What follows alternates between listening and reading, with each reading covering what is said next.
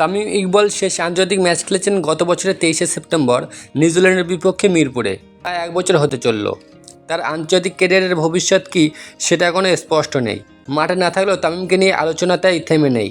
মাঠে ফেরার বিষয়টা স্পষ্ট না হলেও তামিমকে নিয়ে আলোচনা একদম বন্ধ নেই। সুযোগ পেলেই তাই বাঁহাতি ওপেনারের বিষয়ে বাংলাদেশ ক্রিকেট বোর্ডের সভাপতি নাজমুল হোসেন পাপনের কাছে জানতে চাওয়া হলো।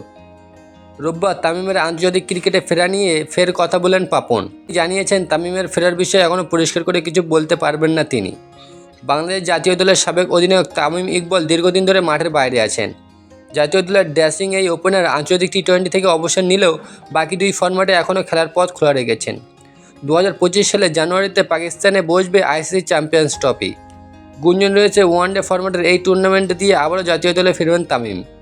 আগামী ফেব্রুয়ারিতে পাকিস্তানের মাটিতে বসবে সেরা 8 দলের এই আসর। আর সেই আসরে তামিমকে খেলার প্রস্তাব দিয়েছেন বিসিবি। বোর্ড সভাপতি নাজমুল হাসান পাপন জানিয়েছেন তামিম আবার দলে ফিরুক, এমনটাই তার চাওয়া। যেটা হয়েছে ওর সাথে আমার অনেক কথা হয়েছে, অনেকবার কথা হয়েছে। নাফিস ইকবাল যখন অসুস্থ হলো তখনও রেগুলার যোগাযোগ হয়েছে ওর সাথে, কিন্তু তার আগে ওর সাথে যখন আমার বসার কথা ছিল তখন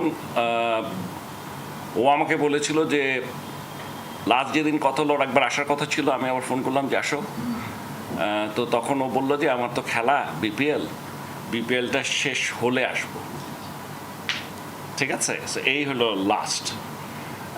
তারপরে ও আবার যেদিন বিপিএলটা শেষ হলো তারপর দিন একটা মেসেজ পাঠালো যে আমি একটু দেশের বাইরে যাচ্ছি, এসে আপনার সাথে যোগাযোগ করব। এরপর আর যোগাযোগ হয়নি, তবে আমরা চাই ও